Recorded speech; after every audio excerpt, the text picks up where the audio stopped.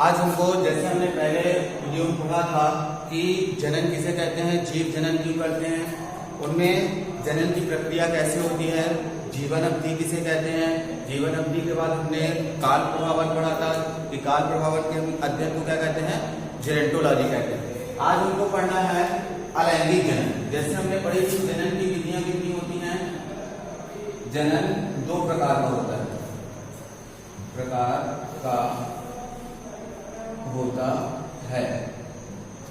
कौन कौन सा। पहला आपका लैंगिक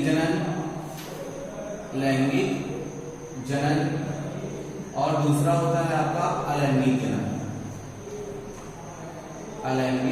जनन, जिसमें हमने लैंगिक जनन की परिभाषा पढ़ी थी कि वह प्रक्रिया जिसमें नर तथा मादा युग्मक आपस में संलयित होकर के एक नए युग्मनज का निर्माण करते हैं या जाइगोट का निर्माण करते हैं, जिससे एक नई संतति का निर्माण होता है, उसे हम क्या कहते हैं, लैंगिक जनन कहते हैं, जिसमें दो जनकों की आवश्यकता होती है।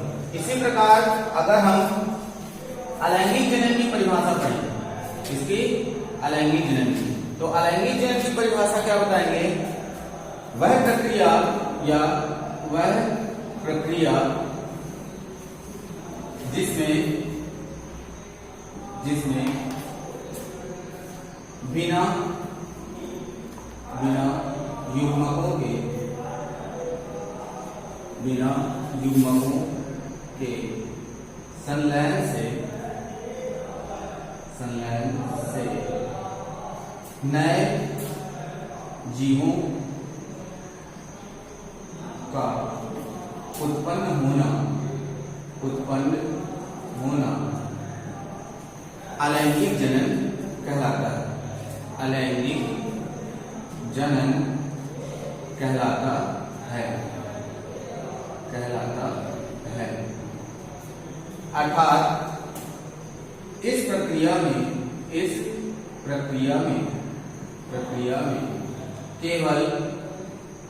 केवल एक ही जनक भाग लेता है। और यह भी बता सकते हैं कि इस प्रक्रिया इसके द्वारा या अलैंगिक जनन द्वारा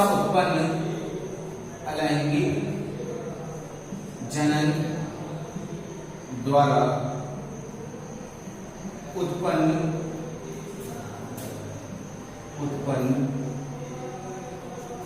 प्रत्येक उत्पन्न जीवों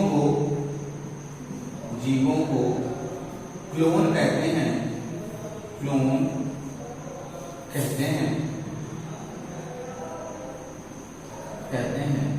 तथा इसके प्रत्येक जीव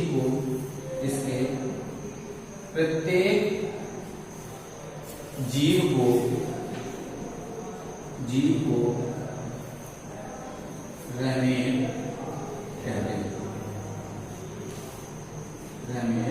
कहते हैं। ठीक, तो जैसे अलैंगिक जनन की परिभाषा क्या बताएंगे, वह प्रक्रिया जिसमें बिना युग्मकों के संलयन से नए जीवों का उत्पन्न होना या बनना अलैंगिक जनन कहलाता है। इस प्रक्रिया में केवल एक ही जनक होता है, जो द्विलिंगी भी हो सकता है या वातावरण के अनुसार वो क्या हो सकता है, परिवर्तित हो सकता है। तो इस प्रक्रिया में केवल एक ही जनक भाग लेता है। इसके द्वारा अलैंगिक जनन द्वारा उत्पन्न जीवों को हम क्या कहते हैं, क्लोन कहते हैं। इसके प्रत्येक सदस्य को क्या कहा जाता है, रैमेट कहा जाता है। ठीक, तो आप इतना बता सकते हैं। अब आइए जानते हैं लैंगिक जनन के प्रकार। लैंगिक जनन कितने प्रकार से होता है। आपका अलैंगिक जनन की प्रक्रिया में भाग लेने वाले युग्मक के बारे में पढ़ेंगे। तो देखिए इसमें अलैंगिक जनन के प्रकार। अलैंगिक जनन को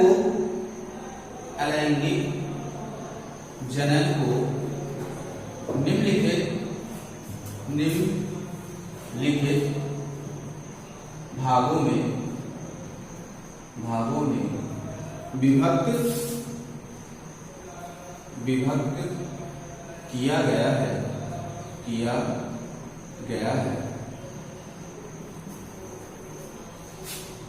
जो निम्न प्रकार है। पहला, इसको अगर हम मुख्य रूप से देखें तो इसको सामान्य रूप से 7 भागों में डिवाइड किया गया है।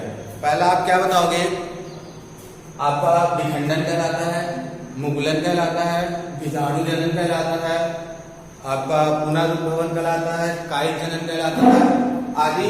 ये इसके प्रकार होंगे। तो सबसे पहले हम पढ़ेंगे विखंडन, जिसके बारे में सबसे पहला है आपका विखंडन।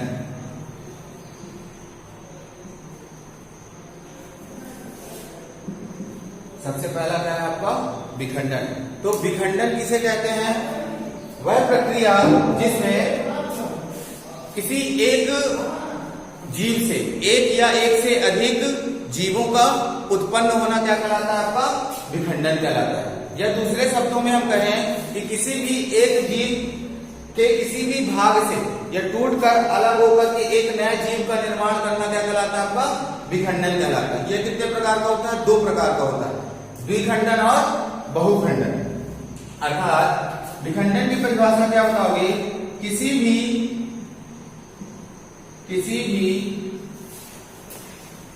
जीव के किसी भी भाग से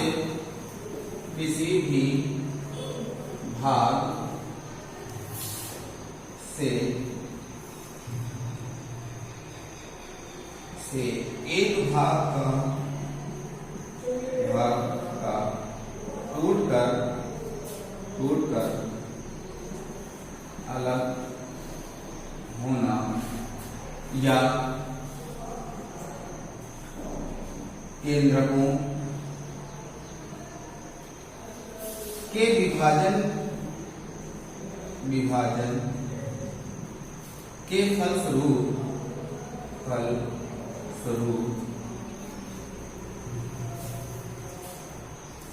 दो या दो से अधिक जीवों का उत्पन्न होना क्या कहलाता है? विखंडन कहलाता है। विखंडन का अर्थ क्या होता है? टूटना, अर्थात टूटकर अलग होना विखंडन कहलाता है। अब यह भी कितने प्रकार का होता है? 2 प्रकार का होता है। कितने प्रकार का होता है? 2 प्रकार का। अर्थात विखंडन की परिभाषा क्या बताओगे? किसी भी जीव के किसी भी भाग का टूटकर एक अलग नए जीव का निर्माण करना या केंद्रकों के बार विभाजन से एक या अनेक जीवों का निर्माण करना क्या कहलाता है? आपका विखंडन कहलाता है। अब विखंडन कितने प्रकार का होता है? 2 प्रकार का होता है। तो देखिए इसमें विखंडन के प्रकार, विखंडन 2 प्रकार का होता है। विखंडन 2 प्रकार का होता है। पहला क्या बताओगे? आपका द्विखंडन और दूसरा क्या होता है? आपका बहुखंडन।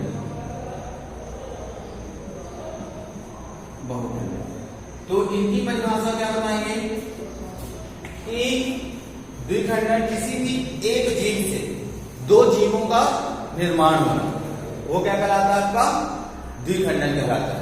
किसी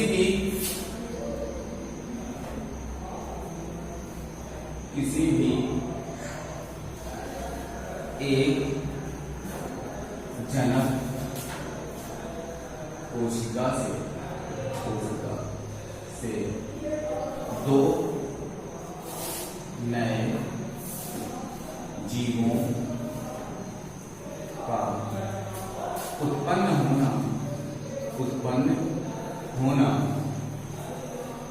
होना क्या कहलाता है? आपका द्विखंडन कहलाता है।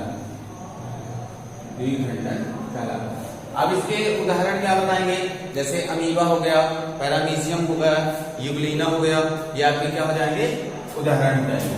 तो द्विखंडन किसी भी एक जनक कोशिका से दो नए जीवों का उत्पन्न होना क्या कहलाता है, द्विखंडन कहलाता है। जैसे उदाहरण क्या बताएंगे, उदाहरण आपका अमीबा, अमीबा, दूसरा क्या बताओगे, यूग्लिना, और तीसरा पैरामीशियम, पैरामीशियम, ये क्या हो जाएंगे, इसके उदाहरण हो जाएंगे।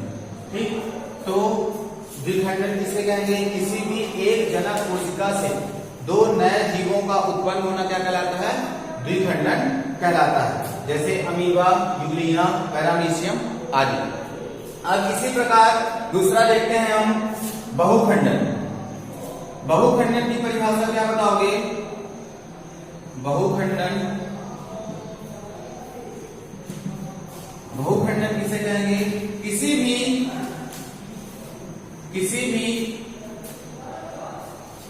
एक जनक कोशिका, एक जनक कोशिका से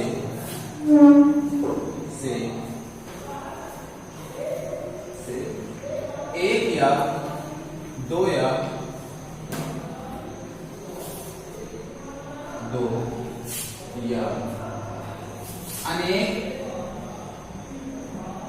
अनेक जीवों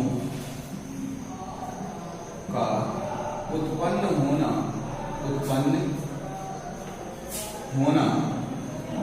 उत्पन्न होना क्या कहलाता है, आपका बहुखंडन कहलाता है, बहुखंडन कहलाता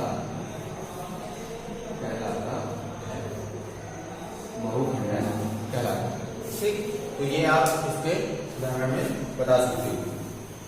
एक बहुखंडन की किसे कहेंगे, किसी एक जनक कोशिका से दो या अनेक जीवों का उत्पन्न होना क्या कहलाता है, बहुविखंडन कहलाता है। ठीक, ये उदाहरण इसके क्या बोलेंगे, जैसे ओपेलाइना हो गया, ठीक है, और आपका अमीबा हो गया, अमीबा में भी बहुखंडन हो जाएगा, पैरामीशियम में भी बहुखंडन हो जाएगा। तो ये आपके क्या हो जाएंगे, इसके उदाहरण हो जाएंगे। अब इसमें और कुछ ऑब्जेक्टिव, चूंकि 11th-12th में आपका क्या आते हैं, यहाँ से कुछ ऑब्जेक्टिव जाते हैं, तो ध्यान रखना कि द्विखंडन में क्या होता है, कोशिका द्रव का विभाजन होता है। किसका होता है, कोशिका द्रव का विभाजन होता है। और बहुखंडन में क्या होता है, केंद्रक का विभाजन होता है। किसका विभाजन होता है, केंद्रक, अर्थात इसमें एक कोशिका के अंदर ही केंद्रकों का बार बार विभाजन होता है। किसका विभाजन होगा, केंद्रकों का बार बार विभाजन होता है, जिसके फलस्वरूप एक केंद्रक से दो केंद्रक, दो से इनमें विभाजन होगा तो चार केंद्रक, ऐसे बहुत सारे केंद्रक का विभाजन होगा और बहुत सारी कोशिकाओं का निर्माण होगा। एक ऐसी स्थिति आएगी जिसमें आपके बहुत अधिक विभाजन होने के फलस्वरूप यह कोशिका झिल्ली क्या हो जाएगी, आपकी फट जाएगी। तो ये कोशिका झिल्ली फटते ही इसमें से बहुत सारे केंद्रक कोशिकाएं बाहर निकल आएंगी, जिनमें पुनः क्या हो जाएगा, विभाजन होगा, जिसके फलस्वरूप अनेक जीवों का निर्माण होगा। ठीक, तो इतना बता सकते हैं। यह आपका क्या कहलाएगा, विखंडन कहला जाएगा। विखंडन के बाद क्या आता है, आपका दूसरा आएगा मुकुलन।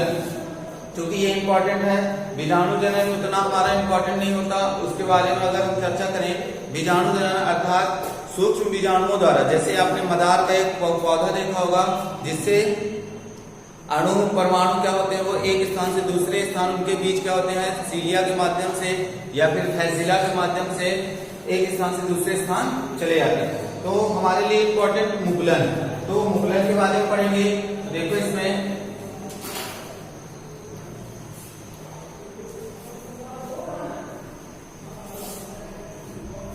आपका दूसरा प्रकार क्या कहलाएगा, मुकुलन। पहला आपका क्या हो गया, विखंडन हो गया, दूसरा क्या आएगा, मुकुलन। मुकुलन। तो मुकुलन की परिभाषा क्या बताएंगे कि मुकुलन किसे कहते हैं? मुकुलन की परिभाषा में देखिए, मुकुलन क्या कहलाता है या किसे कहते हैं? मुकुलन यह सामान्यतः बहुकोशिकीय जीवों में होता है। किसमें होता है? बहुकोशिकीय जीवों में। अर्थात जनन की वह प्रक्रिया, जनन की वह प्रक्रिया जिसमें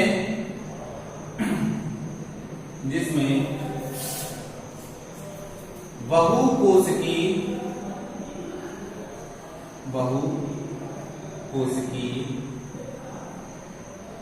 जीवों के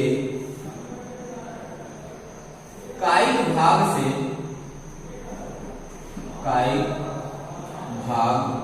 से एक मुकुल का बनना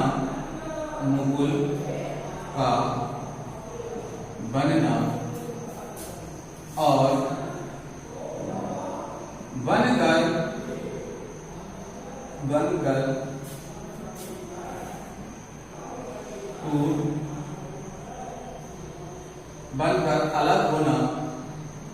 बनकर अलग होना और एक नए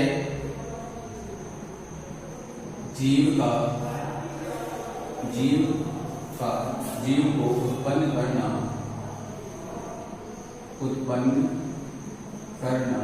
मुकुलन कहलाता है। मुकुलन कहलाता है। मुकुलन कहलाता है। यह भी दो प्रकार का होता है। कितने प्रकार का? दो प्रकार का। यह दो प्रकार का होता है। कितने प्रकार का? दो प्रकार का। बहिर्जात मुकुलन और अंतर्जात मुकुलन, जिसे हम दो प्रकार का होता है। तो इसके पहले हम इसका चित्र देखते हैं। जैसे आपने उदाहरण में क्या होता होगा, साइकॉन होता है, ठीक। तो इसमें देखिए पहला तो हो जाएगा आपका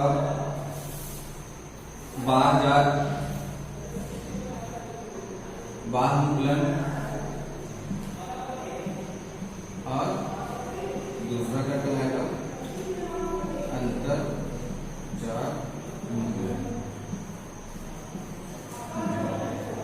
बाह्य जात में क्या होगा? पौधे के किसी या जीव के किसी भी बाह्य भाग से एक नए जीव का उत्पन्न होना क्या कहलाता है? आपका बाह्य मुकुलन कहलाता है। जैसे उदाहरण के लिए साइकॉन, तो देखिए इसमें साइकॉन के बारे में, यह एक समुद्री जीव होता है जो एक स्पंज के समान इसकी संरचना दिखाई देती है। तो देखिए इसमें जो एक स्थिर जीव भी कहलाता है, जो एक स्थान पर या चट्टानों पर स्थिर होता है। इसकी संरचना अगर हम देखें तो यह एक पुष्प के समान दिखाई देता है या एक गमले के समान दिखाई देता है।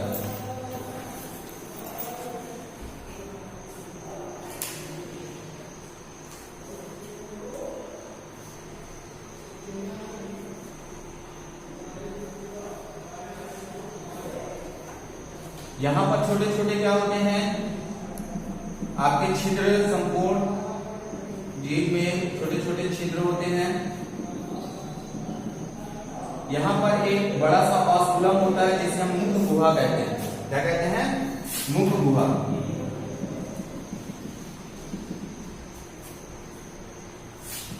ये चित्र क्या कहलाएगा आपका?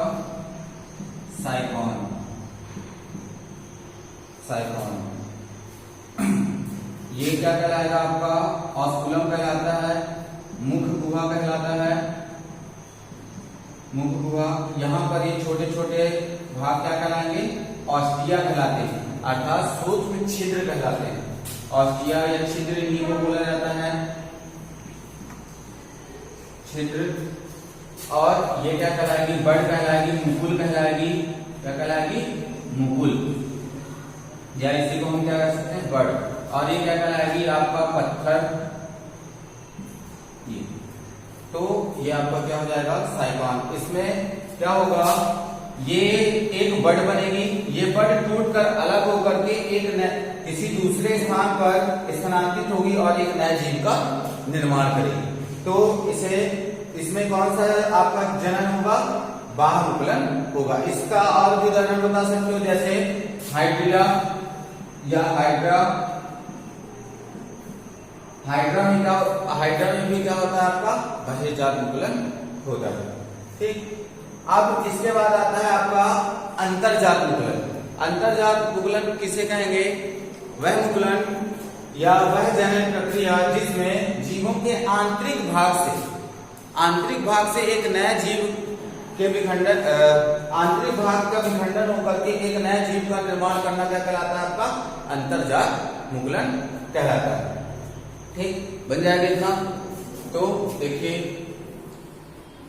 इसके आगे आप कल पढ़ लीजिएगा, कल पढ़ाएंगे इसके अभी आपका क्या क्या पढ़ना है, पुनरुद्भवन पढ़ना है। पुनरुद्भवन में आपका कार्य चलन पढ़ना है, जो आपका बहुत ही महत्वपूर्ण है और इम्पोर्टेंट है। ठीक, इसके बारे में कल पढ़ेंगे।